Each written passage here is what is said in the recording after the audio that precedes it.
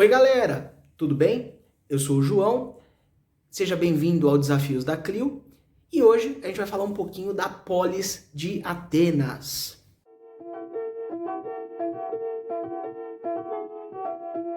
E antes da gente começar, eu já vou pedir para você se inscrever aí embaixo, ativar o sininho da notificação, curtir o vídeo, compartilhar com seus amigos. A cidade de Atenas, ela vai ser fundada pelos jônios, que era um outro povo indo-europeu. Os jônios vão dar uma característica muito importante para a cidade de Atenas.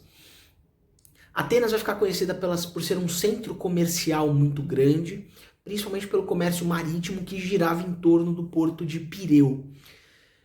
E por conta do comércio, Atenas teve um destaque muito grande na produção cultural e no contato cultural com outros povos, principalmente os fenícios e os egípcios. O que vigorava em Atenas era uma aristocracia. Aristocracia é justamente uma palavra que vem do grego. Os melhores no poder, vai ser um grupo de pessoas que se consideravam os melhores. Esses indivíduos, eles eram os eupátridas, eles tinham as melhores terras, as terras mais férteis, que permitiam que eles tivessem uma produção muito grande e muito poder, tanto político como militar. Esses indivíduos, eles eram os oficiais no exército e eles tinham as melhores terras e as melhores posições políticas. Só eles tomavam parte nas decisões. E ao mesmo tempo você tinha os pequenos proprietários, que eram os georgóis, que eles tinham terras pouco férteis e geralmente eles tinham muitos problemas com as safras. E isso garantia que eles tivessem sempre prejuízo e sempre tivessem que recorrer a empréstimos dos eupátridas. Então, muitas vezes esses indivíduos não conseguiam pagar porque as colheitas eram uma porcaria. E à medida que isso ia acontecendo, eles poderiam ser escravizados por dívidas. Isso estava previsto na legislação ateniense. Tá brincando comigo, pegadinho? Ao mesmo tempo você tinha um outro grupo também que eram os trabalhadores livres, que eram os comerciantes e os artesãos que atuavam bastante na polis.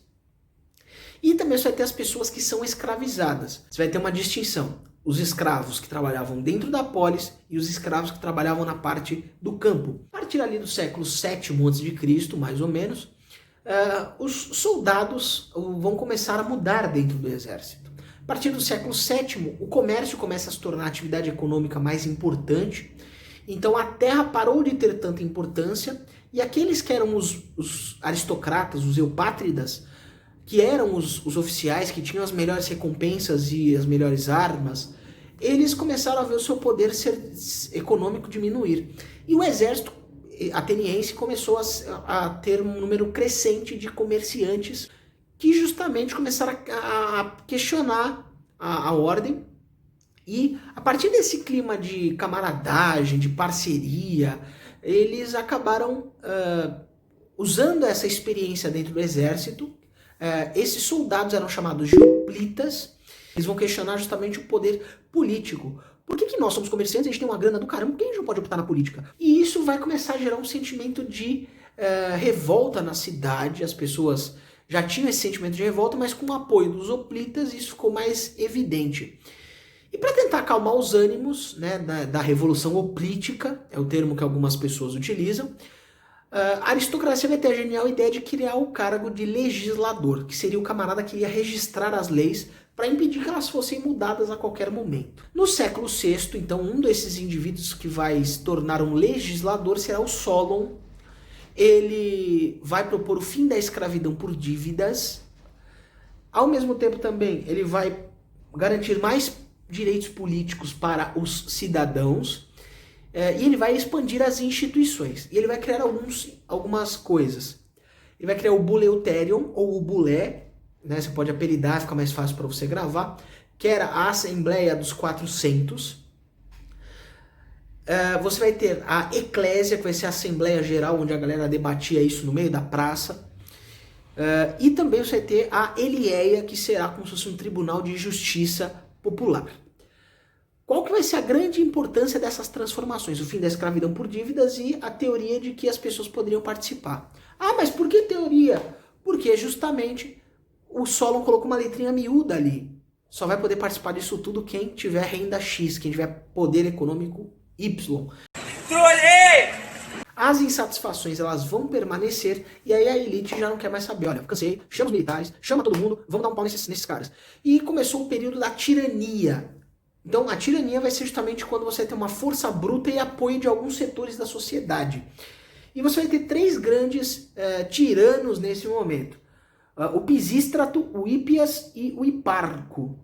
Pisístrato ele vai governar ali em 530 e algumas das suas mudanças vão impactar ali na cidade de Atenas. Por exemplo, ele vai criar a construção de obras públicas, então, por exemplo, fontes, praças, prédios e outras construções. Ele vai garantir empréstimos aos pequenos agricultores para impedir que eles quebrassem e vai incentivar a produção cultural e a construção de bibliotecas. Tanto que se acredita que a primeira compilação da Ilíada e da Odisseia foi feita nessa época, porque essas eram histórias contadas de boca em boca, e vai surgir justamente a democracia em Atenas, justamente ali no final do século 6 a.C., ali por volta de 510 a.C., que um cidadão chamado Clístenes vai dar apoio ao povo e mudanças nesse sistema político, ou seja, para distanciar, acabar com esse critério econômico. Então que ele acreditava no conceito de democracia, né, o poder do povo. Então ele vai acabar então com aquele conceito de que cidadão é só quem tem poder econômico, é só quem tem dinheiro, é só quem tem terra. E ele vai criar uma classificação para que era considerado um cidadão que vai poder participar da democracia.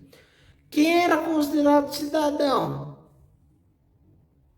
Homens maiores de idade, nascidos em Atenas e filhos de atenienses, livres, ou seja, pessoas escravizadas, porque a escravidão por conquista ainda existia. As mulheres e os estrangeiros não podiam participar da vida política. Apesar das transformações do Clístenes, esse pessoal não era considerado cidadão. O Clístenes vai criar a lei do ostracismo. O que é isso? Qualquer pessoa que fosse considerada uma ameaça, ela iria ser expulsa após uma votação, e essa pessoa seria expulsa por 10 anos por ameaçar a democracia.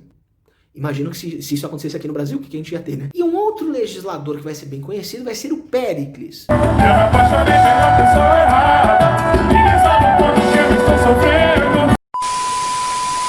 O Péricles vai criar a lei da mistoforia, justamente o pagamento de um salário para as pessoas que se dedicassem aos serviços da política, aos assuntos da cidade. As mulheres, elas eram consideradas inferiores aos homens, e os casamentos eles tinham só um propósito mais reprodutivo. Elas não podiam sair desacompanhadas e elas tinham uma ligação a um homem de autoridade. Então ao pai, ao irmão mais velho, ao marido.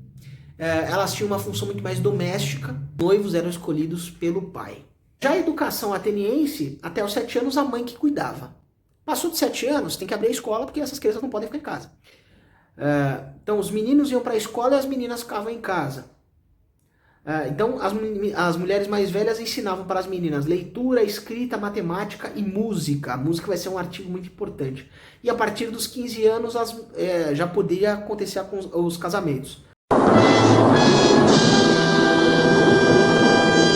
E os meninos dos 7 aos 14 eles iam para a escola, onde eles iam aprender a ler, escrever, a poesia, matemática, história, ciências e oratória.